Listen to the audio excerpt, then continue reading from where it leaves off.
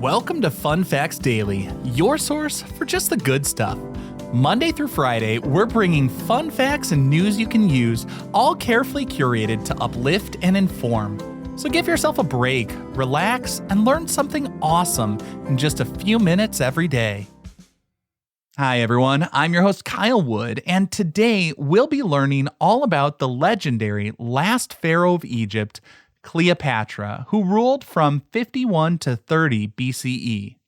But before we get into the facts, let's warm up our brains with a little challenge to tell truth from fiction. Consider this. When we picture Cleopatra, many of us imagine a stunningly beautiful Egyptian woman. But what if I told you that Cleopatra might not be considered conventionally beautiful by today's standards? Some say Cleopatra's outward appearance may not have been her most captivating feature. What do you think? Was Cleopatra truly stunningly beautiful, or was her appearance rather plain? We'll find out at the end of this episode.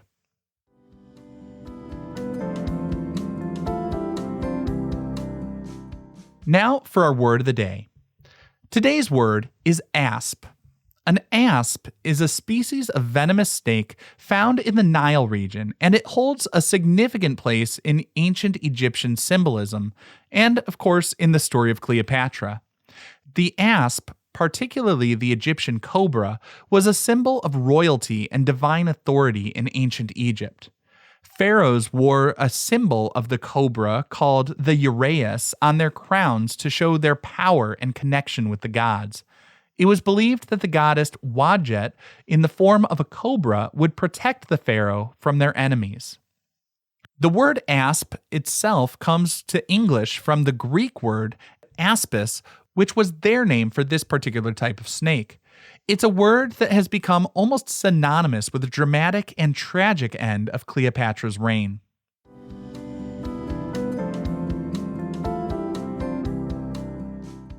Time for today's High Five, our top 5 fun facts about Cleopatra. Number 1, Cleopatra was not actually Egyptian. That's right, one of the most famous Egyptian queens in history wasn't ethnically Egyptian. Cleopatra VII was the last ruler of the Ptolemaic dynasty, a line of Greek Macedonian rulers who descended from Ptolemy I Soter, one of Alexander the Great's generals. After Alexander's death in 323 BCE, Ptolemy took control of Egypt and established the dynasty that ruled for nearly 300 years.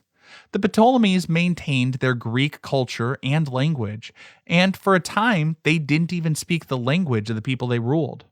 While Cleopatra was of Greek heritage, she was the first and only Ptolemaic ruler to learn to speak Egyptian. She embraced many of the country's ancient customs and was seen by her people as a true pharaoh. By learning the language and participating in Egyptian religious ceremonies, she connected with her subjects in a way none of her ancestors had, which helped solidify her position as a beloved and effective leader. Number 2, she was a brilliant linguist who could speak at least 9 languages. Cleopatra's intelligence was one of her greatest assets, and her linguistic skills were legendary. The ancient historian Plutarch wrote that she could speak at least 9 languages, including Egyptian, Greek, and the languages of the Parthians, Hebrews, Medes, Troglodytes, Syrians, Ethiopians, and Arabs. Her ability to converse with leaders from other nations without needing an interpreter was a significant diplomatic advantage. This linguistic talent allowed her to build personal relationships with foreign dignitaries and negotiate directly on behalf of her kingdom.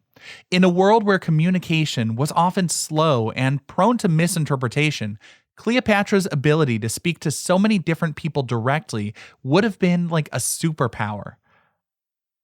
Number 3. Cleopatra once made a bet with the Roman general Marc Antony that she could host the most expensive dinner in history. The story goes that Cleopatra wanted to prove to Marc Antony that Egypt's wealth was so vast she could spend a fortune on a single meal. Antony, a man who enjoyed lavish displays himself, took the bet. After a first day of feasting on what was impressive but not outrageously expensive, Antony was feeling confident, but on the second day, Cleopatra presented him with a simple cup of strong vinegar. What happened next was a masterstroke of showmanship. Cleopatra was wearing a pair of enormous and incredibly valuable pearl earrings.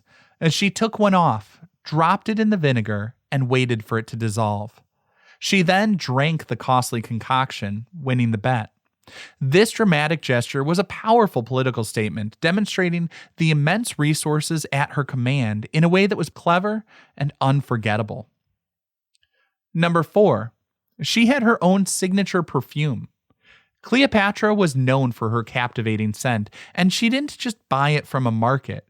She had her own perfume factory and personal fragrance. Archaeologists have discovered what they believe to be her perfume workshop near the Dead Sea. The fragrances of her time were not light alcohol-based sprays we use today. They were thick, oil-based perfumes made from ingredients like cinnamon, myrrh, and cardamom. These scents were incredibly potent and long-lasting, and Cleopatra used them to great effect. It's said that when she first went to meet Marc Antony, she sailed up to the river Cydnus in a magnificent barge with sails so drenched in perfume that the scent drifted to the shore long before the boat was in sight. It was all part of her carefully crafted image, designed to enchant and impress. Our fifth and final fun fact, Cleopatra was a published author. Beyond her political and linguistic talents, Cleopatra was also a scholar. She wrote a book called Cosmetics, a medical and pharmacological text that focused on treatments for hair and skin. Unfortunately, the original work has been lost to history, but it was cited by later medical writers, including the famous Roman physician Galen. This work likely contained remedies and recipes for everything from hair loss to skin blemishes, reflecting the ancient Egyptians' advanced knowledge of medicine and cosmetology. It shows that Cleopatra was not just a queen who enjoyed beauty treatments, she was an intellectual who studied and contributed to the scientific knowledge of her time.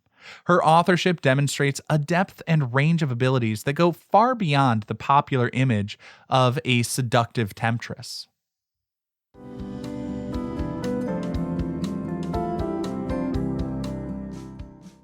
Now for some news you can use.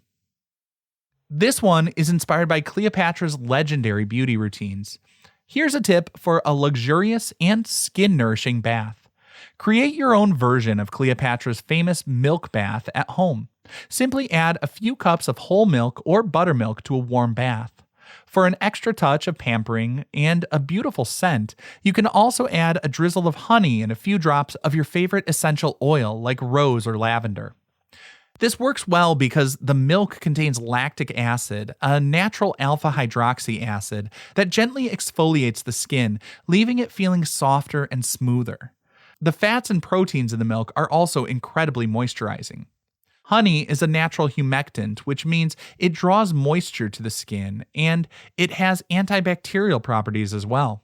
This simple trick uses natural ingredients to give you a spa-like experience and beautifully soft skin fit for a queen, but on an ordinary person's budget.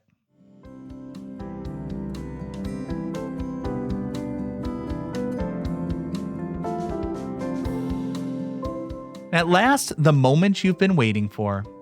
At the beginning of the episode, I asked if you think it's true that Cleopatra may not have been the stunning beauty we often imagine, or at least her physical appearance may not have been her most alluring feature. Well, many historians today would say that's a fact. While Hollywood has consistently cast famously beautiful actresses to play her, historical evidence suggests Cleopatra's power lay in her charm and intellect, not her looks. Roman sources, although often a little hostile towards her, described her as intelligent and charismatic, but they rarely praised her beauty. The most telling evidence comes from coins minted during her reign. These coins show a woman with a prominent nose, sharp chin, and somewhat plain appearance. Of course, I think it's important to also note that standards of beauty change over time and across cultures, but ancient accounts seem to largely dwell on her inner beauty, expressed through her charm and wit. The historian Plutarch, who wrote a biography of Marc Antony, said it best, He said, quote, "Her beauty, as we are told, was in itself not altogether incomparable, nor such as to strike those who saw her. But converse with her had an irresistible charm, and her presence, combined with the persuasiveness of her discourse and the character that was somehow diffused about her behavior towards others, had something stimulating about it." End quote. So it would appear that she was mostly stunning and captivating people with her inner beauty. I hope you enjoyed learning about Cleopatra with me, and be sure to tune in every weekday for more fun facts. Fun Facts Daily is an Airwave Media podcast. It was written, recorded, mixed, and edited by me, Kyle Wood. Thanks for sharing a part of your day with me. Be sure to follow Fun Facts Daily on your favorite podcast app so you can keep the good stuff coming your way every day. And if you like the show, please do me a favor and leave a kind rating, review, or just tell your friends about it.